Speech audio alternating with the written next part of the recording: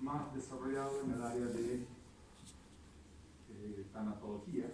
Vamos a comentar con más detalle. Después, todos los métodos para la estimación de la edad y antigüedad de los restos, pues existen muchísimos y cada uno tiene un nivel de significación también importantísimo. Elementos culturales en el proceso de identificación. Bueno, tratándose de aspectos de acercamiento, fíjense que si nos encontramos frente a un cadáver, sea este de data reciente o de larga data, cuando los elementos esenciales de identificación, como el rostro, las manos o el pulpeo, que es las huellas dactilares, no estén posibles de ser examinados o analizados, uno de los aspectos importantes es a través de los rasgos como objetos o la vestimenta,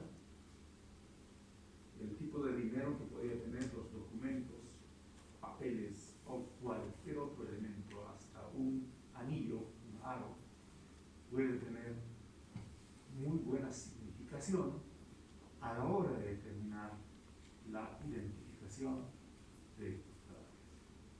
Consecuentemente, la criminalística, la ciencia criminalística se encarga de recoger todos estos elementos. Y nosotros, al margen de esto, también podemos hacer estimaciones culturales, porque después de la inspección de la cavidad bucal, ya esto en el proceso de autopsia, por supuesto, en la autopsia bucal, se pueden recoger todos los elementos como restos alimenticios, etcétera, que se encuentran en la cavidad bucal. Por lo tanto, la presencia o no de piezas con caries, de piezas involucradas en patologías periodontales, los tipos de restauración, los tipos de prótesis, si lleva implantes o no lleva implantes, etcétera, etcétera, son también rasgos importantes para determinar la probabilidad, ¿no es cierto?, de la ascendencia cultural de estas personas. Entonces, fíjense cómo a partir de estos rasgos o elementos tan básicos, ¿no es cierto?, se pueden hacer muy buenas estimaciones con una aproximación para la identificación de las personas. Es más, hay un libro, un texto de Luis Balda,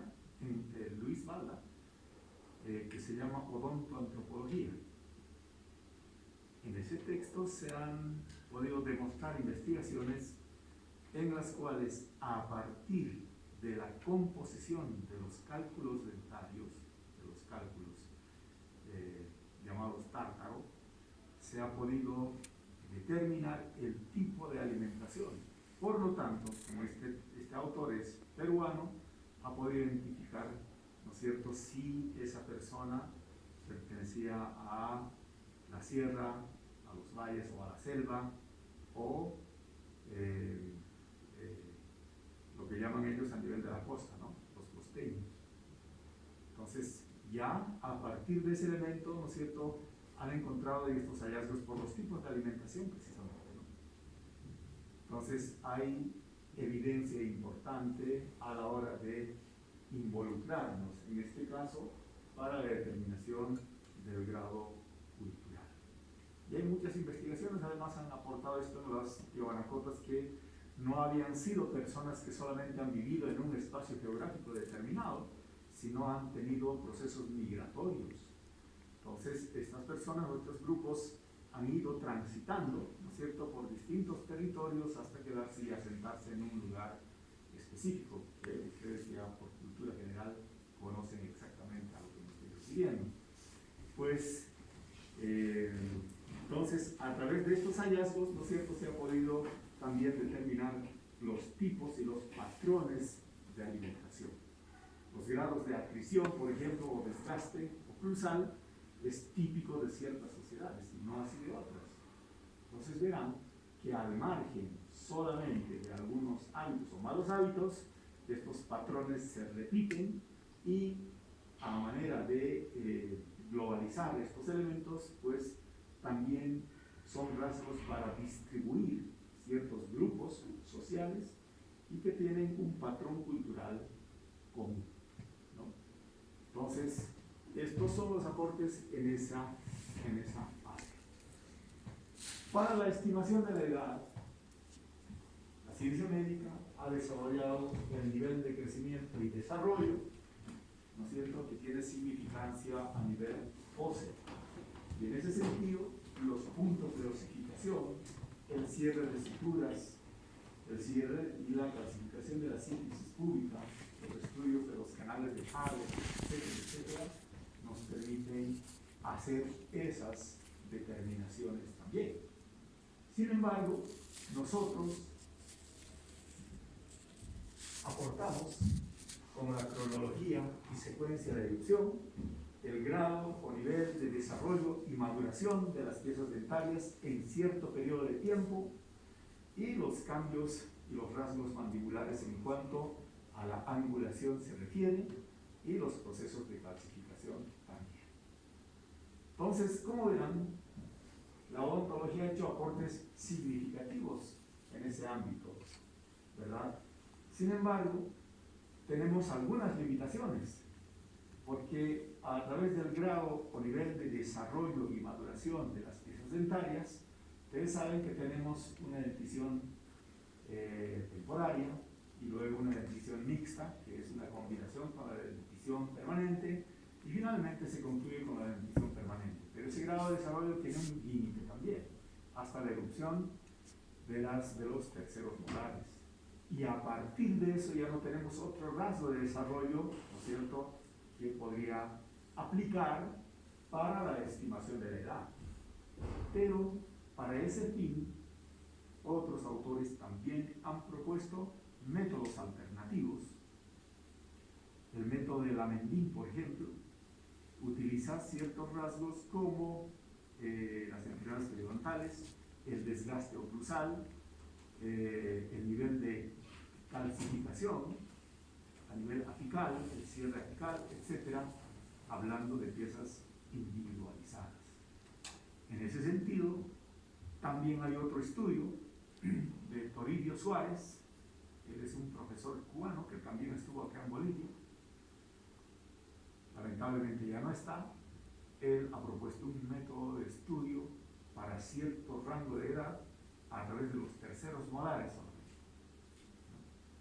Entonces también existen aportes significativos. Dependiendo del objeto de análisis se puede ir aplicando cada uno de estos métodos alternativos y específicos además.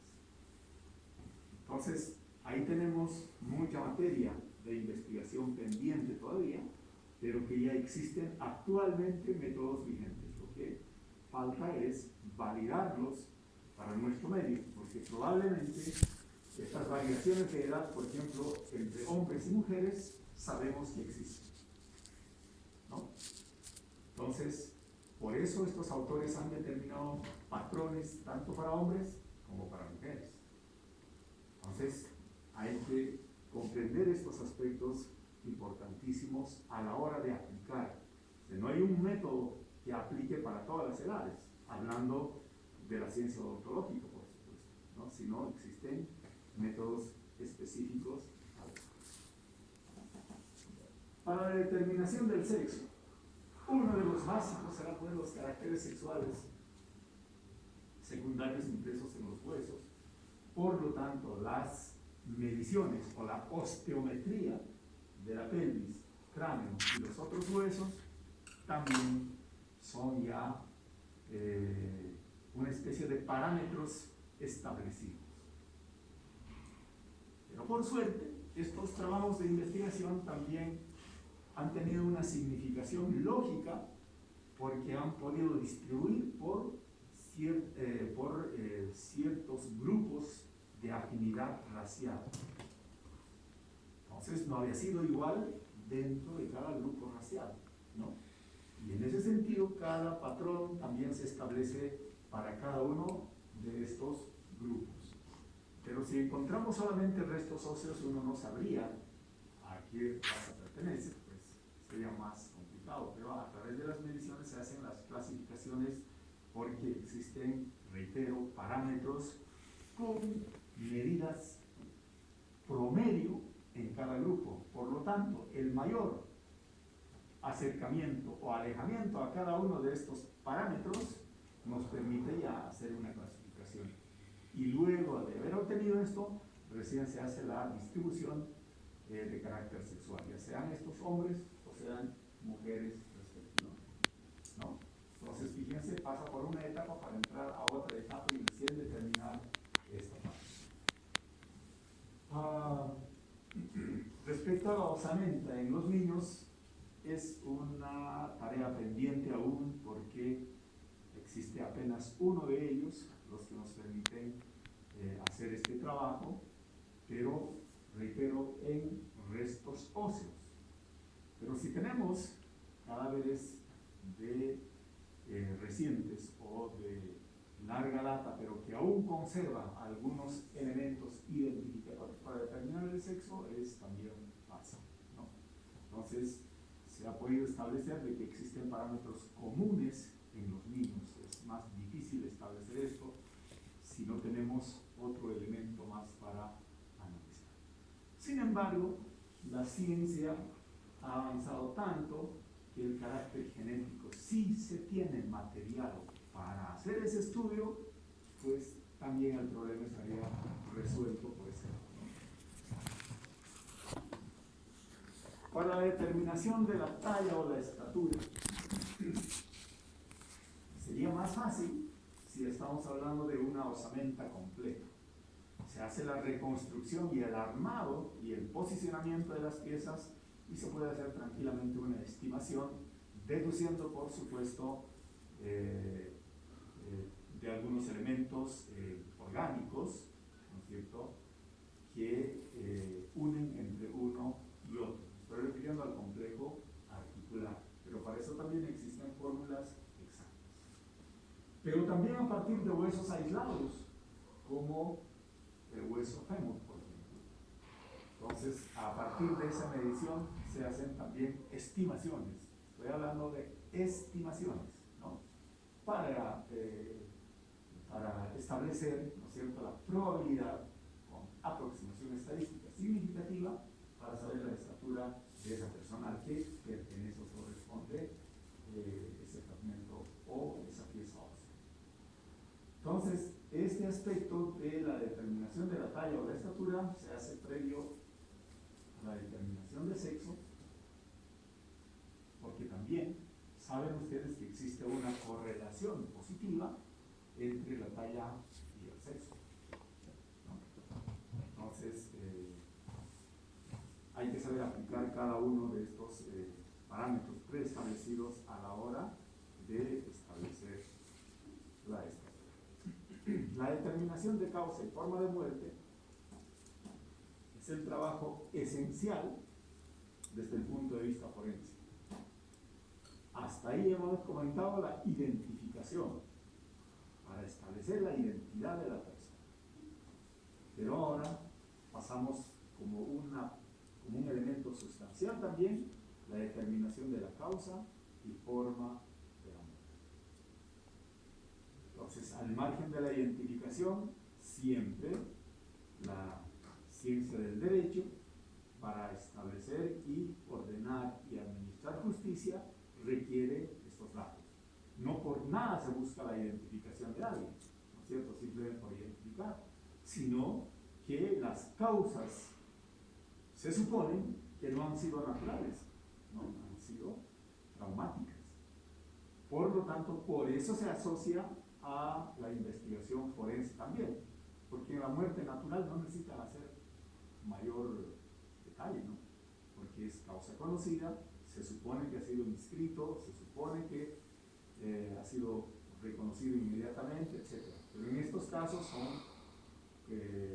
cadáveres que han sido escondidos, extraviados, etc., pero que han sido encontrados posteriormente sin que nadie los haya podido reclamar. Y si alguien ha podido reclamar, existen algunos datos preexistentes para hacer coincidir con esos rasgos. Y precisamente por eso hemos hablado de talla, sexo, etcétera, etcétera, para ver cuáles de estos que hemos intentado reconstruir con mucha probabilidad de que sea alguien, ¿no es cierto?, con tal característica, se asemeje a los datos de las personas que están siendo buscadas o siendo reclamadas.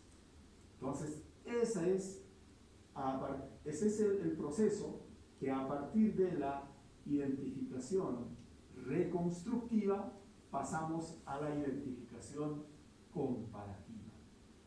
Y la identificación comparativa es la única que nos puede establecer el dictamen de identificación positiva, exclusión de la identidad o la incertidumbre por ausencia de datos fehacientes como para poder dictaminar alguna de estas dos posibilidades. Entonces, en este caso, para la determinación de la causa y cuerpo y forma de la muerte, prácticamente es la pregunta central de los procesos de autopsia. ¿Para qué se hacen las autopsias? Para saber la causa de la muerte. Esencialmente, ese es el fundamento. Entonces, para eso, ¿no es cierto?, para responder a eso, habrá que analizar si estas muertes han sido por traumatismos, ya sean estos por elementos, por una forma mecánica, física, química, etc. Y a través de los instrumentos probables causantes de este desenlace, pueden ser armas contusas, armas de fuego, armas punzantes, cortantes, etcétera, ¿no? O exposición a trauma térmico, sea esto por calor o por frío, o por sumersión, etcétera, etcétera, ¿no? Dentro de las causas mecánicas están todo ese tipo de clasificaciones también, y cada una tiene diferencias específicas. Dependiendo de la data, ¿no es cierto?, hay otra ciencia que se involucra, como es la paleopatología, a través de ciertas patologías que han podido ser causantes de aquello, pero que en su momento y por la data del tiempo no ha sido reclamado, no ha sido reportado, por lo tanto también se puede establecer el origen o la causa de la muerte. Por eso los arqueólogos y los paleontólogos dicen, los huesos hablan, ¿no? Entonces, a partir de estos restos se puede ir reconstruyendo grandes parámetros. En la actualidad, inclusive en las icónicas momias de Egipto, ¿no es cierto?, ahora las investigaciones están develando de estos íconos, reitero, de la cultura egipcia, cuáles habían sido las causas de la muerte, ¿no?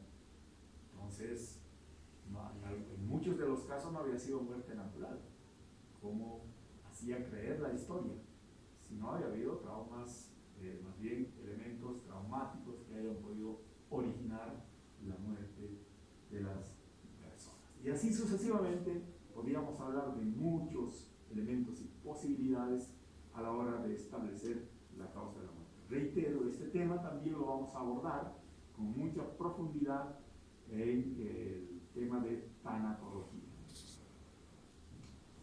La determinación de las características particulares.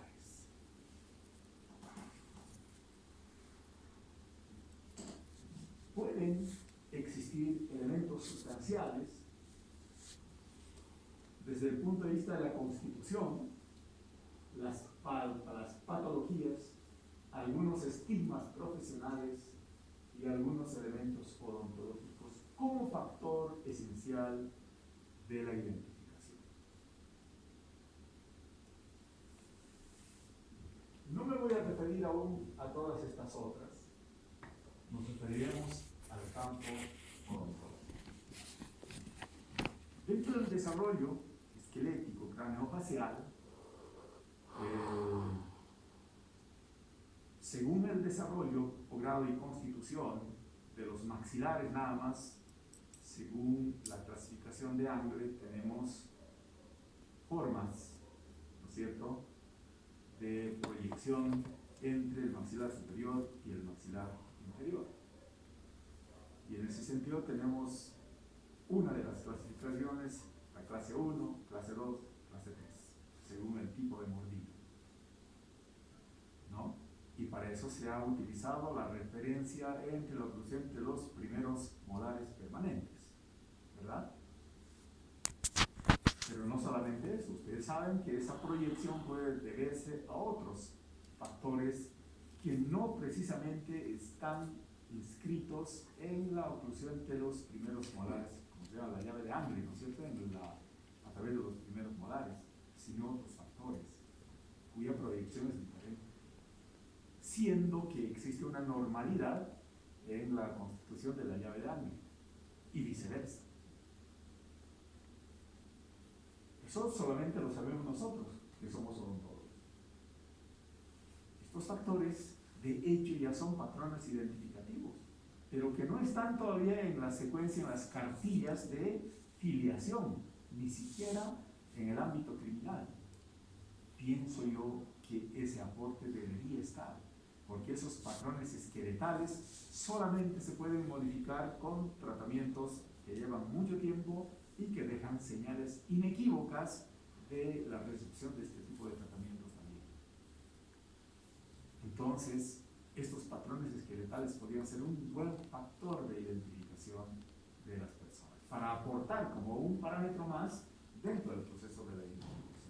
Una mordida abierta, por ejemplo, mordida abierta anterior, ¿no?, o abierta posterior, etc.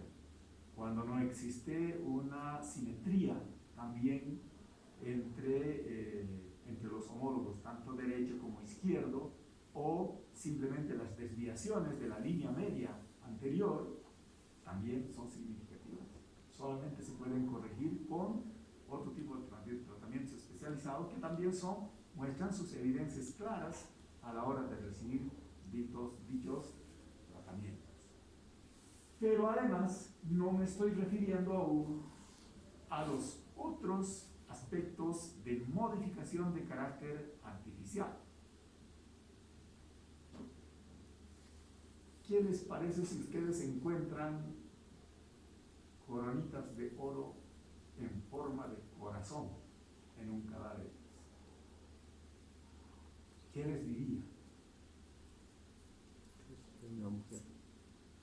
¿Quiénes son los que se colocan ese tipo de, llamémoslo, ornamentos? Porque tiene una significación cultural además, ¿no? Entonces, es atribuirla a cierto grupo de personas, ¿verdad? Y así como estas han ido desarrollando tanto que desde los hallazgos de las momias más antiguas, no solamente había sido un patrón cultural de hoy, ¿no?, había sido patrones culturales de distintas culturas en realidad, y que han sabido utilizar estos patrones de distinción y ornamentación. Habían sabido utilizar piedras preciosas, pues que en las excavaciones y los hallazgos recién se ha podido determinar, ¿no?, incrustaciones en piezas dentarias, en piezas anteriores, ¿no? Pero ahora además existen esas modificaciones ya pues que ya llaman la atención, ¿no es cierto? Existen muchas modificaciones que se hacen a las personas. Inclusive hemos visto de que han instalado algunos chips en algunas piezas dentales, que son patrones identificatorios básicos. Lo mismo ocurre en las prótesis dentarias, ¿no? Un tipo de prótesis dentaria ya nos habla de algo, ¿no? Si ustedes comparan una prótesis parcial de acrílico frente a una prótesis flexible, frente a una prótesis de otro material metálico, ¿no es cierto?, ya nos está definiendo diferencias significativas entre uno y otro. O la construcción de puentes, ¿no es cierto?, en vez de prótesis removibles. Ustedes saben que hay gente que tiene prótesis removible, aún le faltan 2 o 3 piezas, ¿no?, siendo que podría ser eso tranquilamente resuelto por otro tipo de tratamiento, pero eso ya tiene una significación de algo que requiere una interpretación. Por lo tanto, los aspectos socioculturales últimamente han tenido cierta relevancia a la hora de incorporar estas nuevas variables siempre con los fines identificativos y de establecer patrones de conducta de distintos grupos culturales. Bueno, y así podríamos ir comentando muchas más.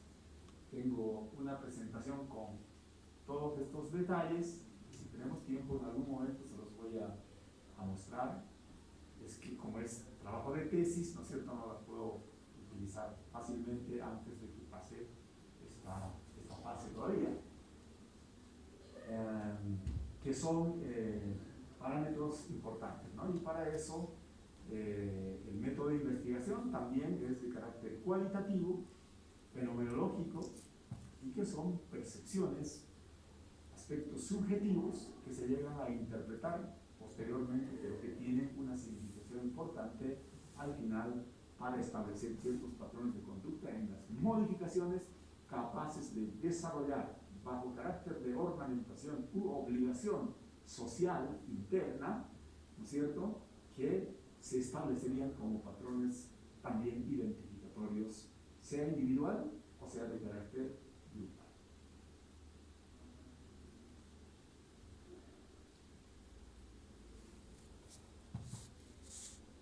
Bueno, creo que esta parte hemos comentado, pero repasemos de manera general. En sujetos vivos, ¿habrá necesidad de utilizar algún método de identificación si tenemos una persona viva? ¿Sí o no? Si tenemos una persona viva, ¿no es cierto?, podemos preguntarle, ¿no? ¿O no? No necesitamos mucho para saber su identidad, ¿o qué dice?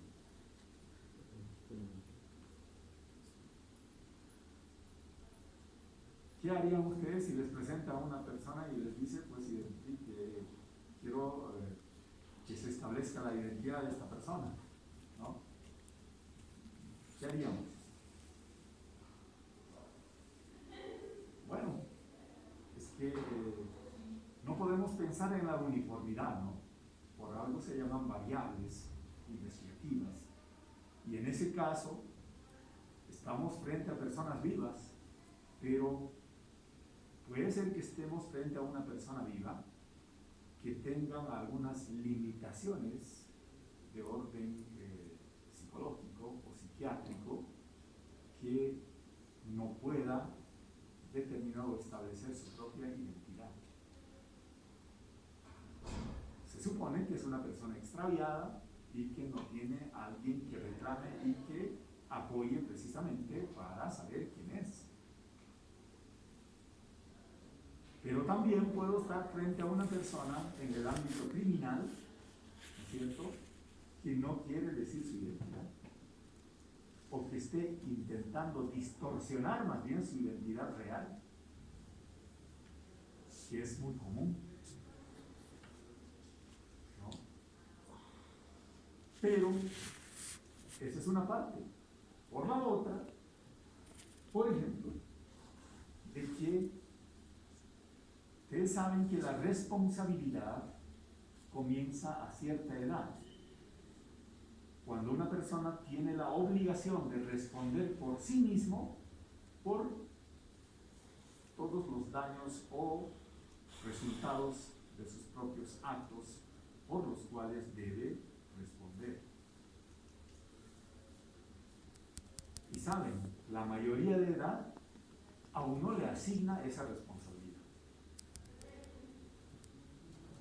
Por tanto, en el ámbito penal también, si alguien tiene que pagar una pena por un delito cometido, es diferente en un menor de edad y un mayor de edad. O sea, se está disputando en mandarlo a un centro correccional o enviarlo a un centro de privación de libertad, ¿no? Entonces, el dato fluctúa en establecer la edad. O sea, una persona puede decir, soy menor de edad, por lo tanto, no me correspondería, ¿no es cierto?, pagar mi pena en este ámbito. perfecto frente a una persona viva para saber la edad de esa persona, ¿no? Por eso, cuando hablamos de identidad, no estamos diciendo si es Juancito Pinto o Jorgito Pinto, etc. Vamos estableciendo todas estas características. Y en este caso, y en el ejemplo que les estoy poniendo, es cuando uno quiere falsear su edad a la hora de cumplir una responsabilidad. Que ha sido un dato curiosamente conocido en nuestro medio. Se me llegó a mí además, ¿no? Porque antes, como no había forenses, odontólogos forenses, peor todavía esto, recién en nuestro país se ha ido poniendo de moda hace un poco más de 15 años aproximadamente, con los primeros cursos. Pero hasta ese momento no. Hasta ese momento todos los procesos enviaban al colegio de odontólogos y del colegio de odontólogos llegaba aquí a la facultad, ¿no? Y en ese caso tenemos que trabajar nosotros, a veces. Por lo tanto, teníamos que aplicar todos nuestros recursos posibles para poder apoyar a la justicia, porque esa demanda llega pues de organismos competentes con una pregunta concreta para el establecimiento de la edad, y nosotros tenemos que responder al respecto con cierto grado de aproximación posible, ¿no? Bajo la ciencia de las probabilidades. Por lo tanto, era necesario conocer todos estos aspectos, ¿no es cierto?, a la hora de establecer estas preguntas que son requeridas por autoridad competente. Entonces, en personas vivas siempre van a haber preguntas de distinta naturaleza, ¿no? Y para eso estamos en la posibilidad, utilizando nuestros recursos. En enfermedad mental, por ejemplo, nosotros no tenemos por qué pronunciarnos, ni los llegaría, pues, porque para eso existen peritos por oficio, por profesión o por materia. Y en este caso, nosotros, por la profesión que nos hace comunes, somos odontólogos y debemos utilizar los recursos de la competencia del odontólogo para poder apoyar en este tipo de preguntas, ¿no? Por lo tanto, reitero y me ratifico nuevamente que son los equipos forenses los que trabajan, y no un solo forense, no una sola persona, para resolver estos problemas. En cadáveres recientes, pienso que no hay mayor problema porque está el cadáver ahí, desde data reciente, por lo tanto, no ha alcanzado todavía el carácter o los fenómenos de putrefacción o de modificación de los tejidos. Por lo tanto, con todos los recursos, bajo los métodos generales y métodos especiales, se hace más fácil establecer la identidad de esa persona, ¿cierto?, a partir de sus rasgos característicos y también a través de los métodos generales de identificación. En este caso me estoy refiriendo a la determinación de las huellas dactilares. Entonces, en estos casos es más fácil, pero cuando son o pertenecen a desastres colectivos, ¿no es cierto?, de distinto carácter, sea estos incendios, terremotos, maremotos, por suerte nosotros no las tenemos, y otros, ¿no es cierto?, pues a veces estos factores están modificados. En un accidente, por ejemplo, a veces el rostro está completamente desfigurado y las manos también a veces, ¿no? Y no tenemos huellas posibles para poder establecer. Cuando hay arrollamientos, por ejemplo, pues lamentablemente es muy difícil reconstruir. En esos casos también se vuelve difícil, por lo tanto, en cada vez reciente hay que considerar aquello. Puede ser que haya ocurrido en este momento, pero que han sido prácticamente desfigurados por el carácter del trauma físico o mecánico al que haya sido expuesto, ¿no? Pero en este caso también los equipos, dependiendo de los restos que queden, pues siempre existen posibilidades de establecer la identidad. Así sea una huella, es a veces determinante para establecer la identidad. ¿Por qué? Hemos hecho dactilogramas de los 10 dedos, se llaman decadactilar. Tenemos muchas variaciones. Si tenemos los 10 rasgos completos, pues es mucho más fácil y más específico además. Pero si tenemos una sola, por ejemplo en el dedo pulgar izquierdo, puede ser que hayan aquí, hasta en este grupo, que aproximadamente son 20 personas, 10 personas que tienen el mismo tipo fundamental. Por ejemplo, sea arco. Y listo. ¿Y con eso qué decimos? Puede ser dentro de estos 10 la probabilidad. Ah, pero los tipos fundamentales son solamente eso. Dentro de los tipos fundamentales tenemos características especiales y se hacen seguimiento de línea por línea. Ahí existen diferencias. Por lo tanto, entre los 10 los vamos a clasificar claramente de manera indubitable que son diferentes, aún teniendo la misma figura, ¿no? Entonces, siempre existen posibilidades, así sea una huella, ¿no? Para poder identificar.